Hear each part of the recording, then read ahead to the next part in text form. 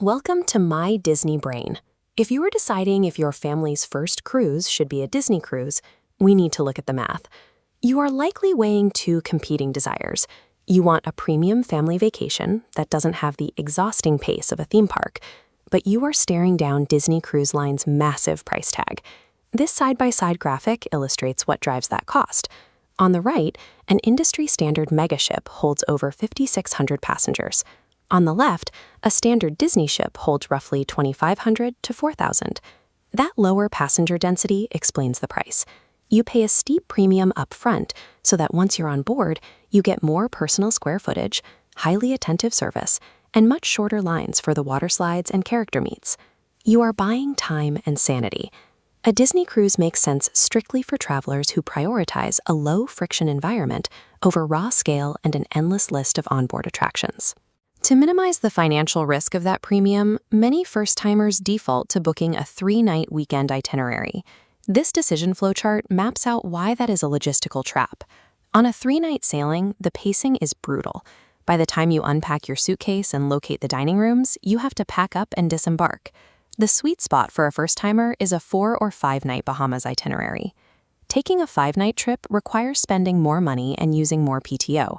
However, it guarantees you at least one full day at sea, which provides the actual time required to explore the ship and relax. If you rush the trip to save money, you won't find out if your family actually enjoys the cruising lifestyle. Choosing the correct duration determines your return on investment. If you treat this like a standard vacation and wait until 4 to 6 months out to book your room, you will severely overpay. This timeline outlines Disney's pricing model. Inventory strictly decreases over time, causing prices to spike. Booking 12 to 18 months in advance is mandatory for the best value. This also positions you for the critical 120 days out milestone, opening the window for premium dining and excursions. If managing these rigid deadlines sounds stressful, you can hire an authorized Disney vacation planner. These agents manage the timeline and sit on hold so you don't have to. The service costs you nothing because Disney pays their commission directly out of your base fare. The trade-off is control. You hand over direct access to your booking file in exchange for having a professional advocate handle the logistics. Without early action or an agent's help, navigating Disney's timelines guarantees you will pay the absolute highest premium for the fewest available options. Your choice of stateroom dictates a large portion of your overall cruise budget. This quadrant chart breaks down the 4 lodging tiers: interior, Oceanview, Verandah, and Concierge. The interior room is the most affordable, leaving cash for excursions, but you trade away natural light for tight quarters. For those with the budget, the Verandah is the strategically superior upgrade. Having your own private outdoor space expands your footprint significantly. Stateroom selection dictates how comfortable your family will be during mandatory downtime and nap schedules. This choice defines your entire living environment for the duration of the cruise. Once you are on board, your dinner service is managed through Disney's rotational dining system. This flowchart illustrates how it works. Your family rotates through 3 differently themed restaurants over the course of your trip, and your specific waiter rotates with you.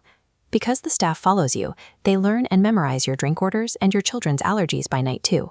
The trade-off is rigidity. You lose the flexibility to eat whenever and wherever you want.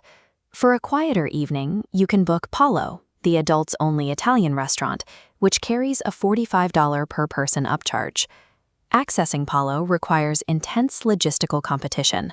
Because inventory is so low, reservations often vanish exactly when that 120-day booking window opens. Your itinerary will also feature Pirate Night. The deck party and the fireworks launched at sea provide a highly visible return on your ticket price. Disney's strict dining structure is the exact operational framework that allows them to deliver personalized service at scale. For most Bahamian and Caribbean itineraries, the final major perk is a stop at Castaway Cay, Disney's private island.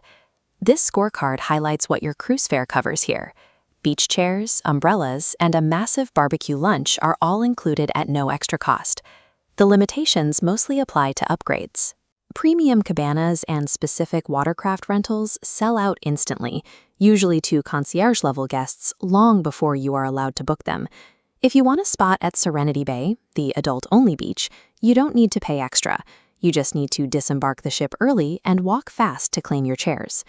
Castaway Cay offers a frictionless beach day without the typical cruise industry nickel and diming, representing the peak of the Disney Cruise value proposition. Disney Cruise Line is not built for budget hunters trying to score cheap last-minute deals. It is designed for families and couples who value personal space, elite service, and a zero-friction environment, and who are willing to lock in their plans a year in advance. Making decisions about stateroom tiers and booking windows blindly puts a multi-thousand-dollar investment at risk. To take the mental load off this process, grab the Disney Cruise Line First Timer's Handbook. Utilizing a start-to-finish framework is the most reliable way to guarantee a return on that massive Disney premium. Head to mydisneybrain.com to get your copy and subscribe so you don't miss our next episode.